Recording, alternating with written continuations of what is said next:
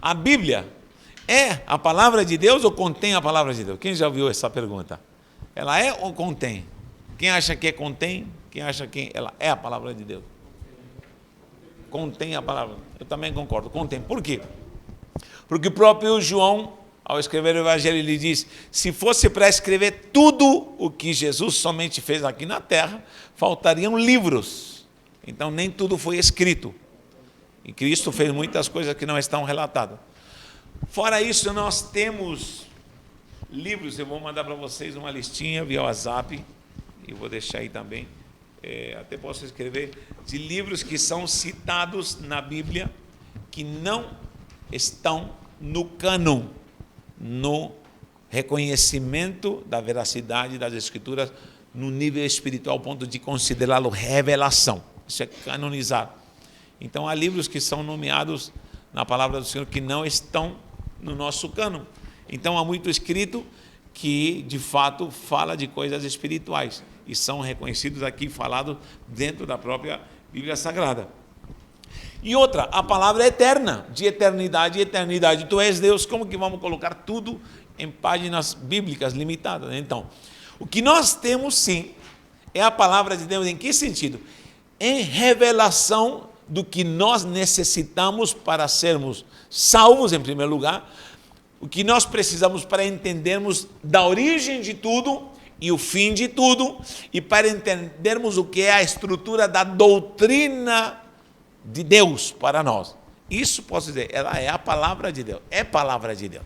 Mas o livro em si, Bíblia, ela contém a palavra de Deus, porque a palavra é eterna, a palavra é ilimitada, a palavra não pode ficar em páginas de livros, embora ela, como revelação, ela é a palavra de Deus. É o que nós precisamos, do necessário e básico para sermos salvos, conhecermos a Deus e vivermos a sua doutrina.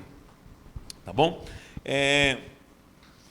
O último ponto, número 4, na página 4 também, recebe uma finalidade normativa, legislativa, que outras formas de comunicação não conseguem alcançar. Hoje em dia, tudo que gira em torno da Bíblia, da palavra de Deus, não tem outro livro, não tem outra obra que mova culturas, civilizações, processos, dinâmicas, pessoas, como a santa palavra de Deus. Em todo lugar, em qualquer prisma, a palavra de Deus, ela move estrutura, e não tem um livro que faça isso, a não ser a palavra de Deus. Inclusive, é o livro mais vendido.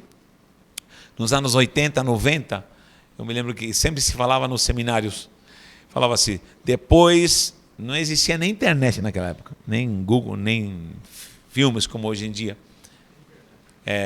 Se falava que os livros mais vendidos até os anos 80 e 90 eram os livros de Agatha Christie. Agatha Christie, não sei se alguém já ouviu falar de Agatha Christie. Os livros mais vendidos eram de Agatha Christie. Só que havia milhares de dados, ou de números, milhares de números em relação à Bíblia. Depois da Bíblia, os livros de Agatha Christie, mas estava lá embaixo. A cada segundo se vendiam milhares de Bíblias. Os de Agatha Christie estavam lá longe ainda. Agora já aumentou para Harry Potter. Harry Potter já deixou Agatha Christie para trás, com filme, estrutura e vai. Se vendeu muito, agora já mudou. Mas todo esse mover, a Bíblia deixa ela no chinelo. Acabou-se.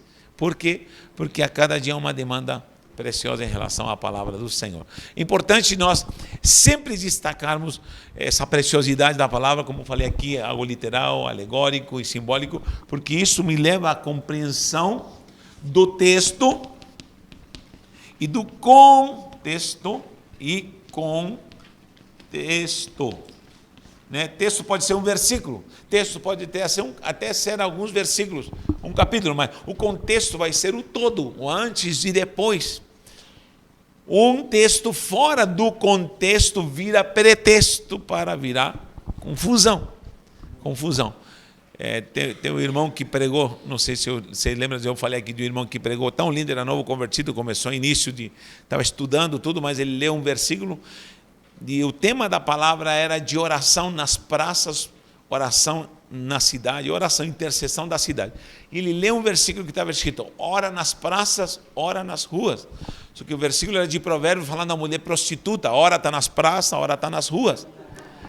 Então ele pregou só esse versículo: ora nas praças, ora nas ruas. E ele falou: temos que orar nas praças, temos que orar nas ruas, temos que interceder. Mas, se você lia antes, estava falando da mulher maligna que ora está nas praças. Esse ora não era de orar. Ora está aqui, ora está lá. Ela se movimenta. Então, tem que haver compreensão do texto para poder compreender. Teve um caso famoso que passou no Fantástico, que o cara deu lá em vez de adultera, Adultera. Pega a mulher, adultera com ela. Adúltera. Faltou. Aqui tem um acento. Até a repórter falou assim: aqui tem um acento. Uma vírgula pode mudar tudo. Hein? As testemunhas são peritas nisso, porque eles fizeram a Bíblia da Torre da Maldição, da Torre de Vigia lá, e mudaram todos as estruturas do que é pontuação, vírgula. Te digo hoje, vírgula, estarás comigo no paraíso. Quebrou algo que Jesus declarou, disse: te digo que hoje estarás comigo no paraíso. Te digo hoje, vírgula, estarás comigo no paraíso. Muda tudo. Muda tudo. Então, a afirmação categórica é: te digo hoje estarás comigo. Ainda hoje estarás comigo no paraíso. Está falando da sobrenaturalidade do dia hoje. Hoje você vai entrar no paraíso. Está garantido. Outra coisa é o na e da. O Senhor te livra na tribulação. O Senhor te livra da tribulação. O na pelo da. Um N pelo um D. Mudou tudo. Na tribulação, você vai passar na tribulação e Ele vai te livrar. Te livra da tribulação diz que você não vai passar pela tribulação. Qual você prefere, eu não sei. Mas, às vezes, uma letrinha muda tudo. Então, nós temos que ter essa graça. Bom, nós não vamos entrar no quesito interpretação, porque essa vai ser uma matéria ainda muito preciosa que nós vamos ver. Tá bom? Vamos à página número 5, vamos falar um pouco das línguas originais.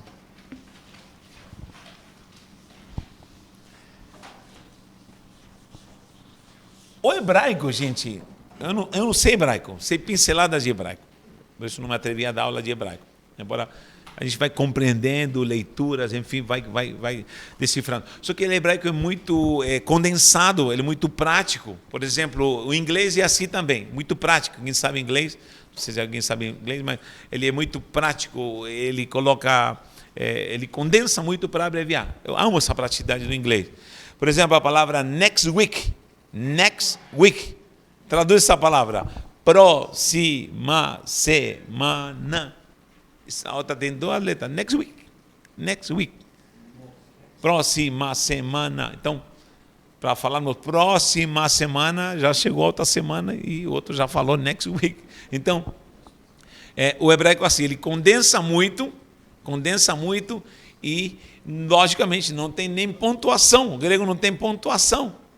Isso, a pontuação, vírgula, é línguas latinas e mais modernas, que depois se reestruturou toda a ordem em si do que o literal de uma linguagem. Então, preste atenção.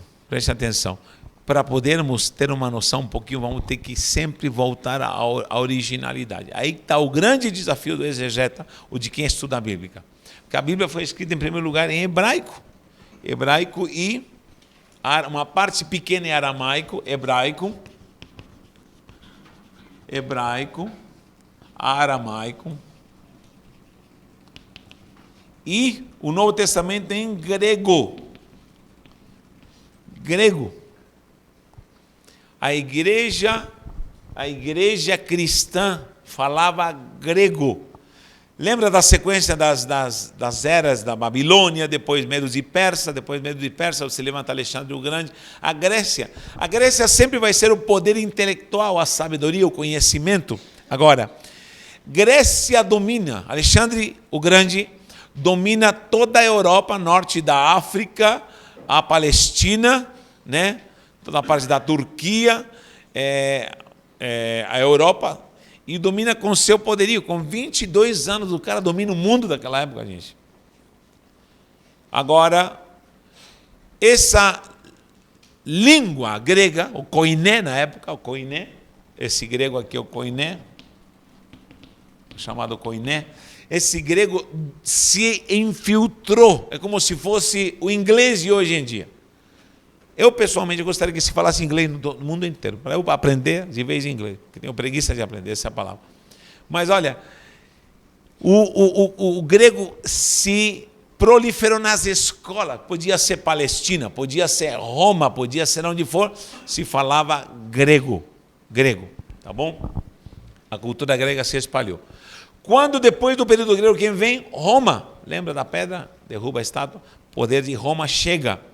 Roma tem poder bélico, poder de autoridade, poder, estrutura e gestão para domínio de territórios, porém não consegue extirpar a linguagem grega. Inclusive, Roma se dá por vencida e aceita o grego como linguagem, onde já estava o domínio grego. Ele domina agora Roma e deixa a linguagem. Inclusive, a língua latina que eles falavam, ela começa a morrer. A língua latina, o latim, enfim, não deveria ter se espalhado em todo o mundo, mas pelo fato de Roma não adotar o grego não adotar o latim, e adotar o grego, a língua latina vai morrendo. E surgem, logicamente, as variantes da língua latina, que é o português, o espanhol, o catalão, as línguas latinas, francês, enfim, nós vamos encontrar o grego dominante. Então, nessa época se falava só grego. Jesus falava o quê? Jesus falava aramaico. Por quê? Porque todo mundo que era judeu hebreu na época de Jesus zelou para que não se falasse outra língua a não ser o aramaico. Por que o aramaico? Porque o aramaico ficou como língua oficial depois do cativeiro babilônico. Se falava em hebraico, porém o aramaico surge para não violentar a pureza do hebraico em terras pagãs. Então, ali na Babilônia, se surge o aramaico, que é um tipo de hebraico transformado, né? E temos várias passagens que provam que Jesus falava aramaico, embora ele falava hebraico, logicamente grego. Mas religiosamente, no cotidiano, os judeus preservavam o aramaico. Tá? E somente em liturgias, no quesito religioso, se guardava zelosamente pelo hebraico. Então, para não paganizar, para não violentar a pureza do hebraico, eles continuaram falando aramaico. As expressões talita cumi, o próprio autor do livro dos evangelhos diz, e disse em aramaico, talita cumi, que quer dizer, traduz para o grego, menina, levanta-te. Quando ele diz, Eloi, Eloi, lama sabachthani, isso aí não está escrito em hebraico, é aramaico. E muita gente não compreendia que ele estava dizendo, meu Deus, meu Deus.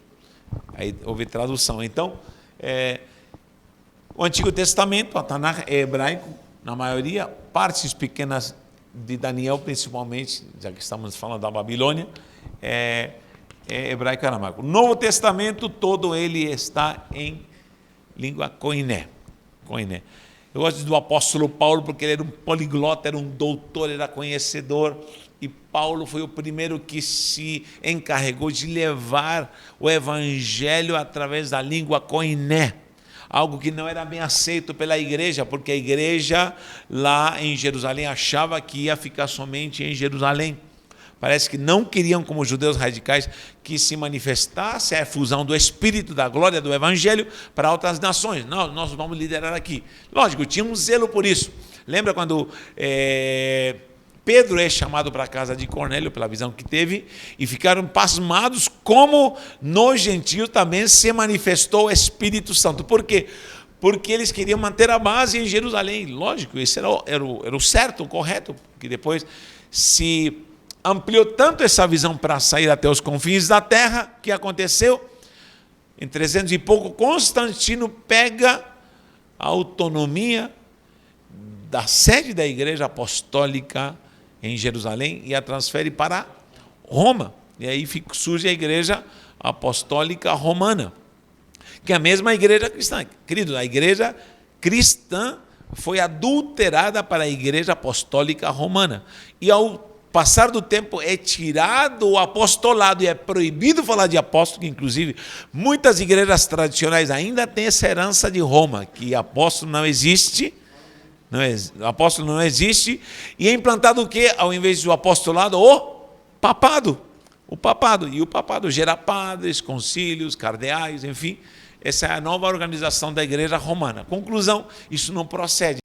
Então, quando Paulo chega, se converte, a palavra de Deus começa a ser ensinada em grego. Paulo vai para o Areópago, vai para Atenas, Paulo vai para Roma. Paulo virou um perigoso, uma ameaça. Paulo era um terrorista, essa é a palavra, era um terrorista espiritual. Olha só, o BOP da época, que era a guarda pretoriana. Gente, a guarda pretoriana era o BOP, era uma clã de soldados que era para guardar prisioneiros de alta periculosidade. Essa guarda pretoriana é que guardava Paulinho. E o levaram, sabe para onde? Para Roma, para a casa de César. Só aqueles que queriam ser julgados, que comprometiam a estrutura do reinado, do Império de Roma, é que iam ser julgados na casa de César, no palácio de César. E falaram, nós vamos acabar com essa cristandade desse cristão. Mas o lindo é quando Paulo escreve, os da casa de César vos saúdam. Paulo abriu uma célula na casa de César. Então o cara era top. Paulo foi a chave que Deus usou, o canal que Deus usou para ganhar almas, até na casa de César. Já ouviu o termo, essa criança nasceu por cesariana? Cesariana porque tinha esse costume de rasgar a barriga de mulher, a criança era perdida, era um dos comandos do César. Está grávida, rasga a barriga, e matavam a criança e matavam a mãe, logicamente. Aí surge a palavra cesariana. Bom, do César não vou falar muito, mas é coisa maquiavélica e demoníaca. Então o que acontece? Olha as potestades que Paulo enfrentou, pregando com autoridade, ensinando e levando a palavra com afinco, gente. Fora tudo que aconteceu, desde esses livros juntos para poderem serem reconhecidos canonicamente, até chegar a Bíblia na sua mão. Ah, meu irmão, muita gente literalmente derramou sangue, perdeu a vida para que essa Bíblia chegasse nas suas mãos. E nós não a reconhecemos. Então vamos amar a palavra de Deus, vamos ler a Bíblia e vamos nos converter em nome de Jesus, tá bom? Vamos tomar uma água, um cafezinho, voltamos já já.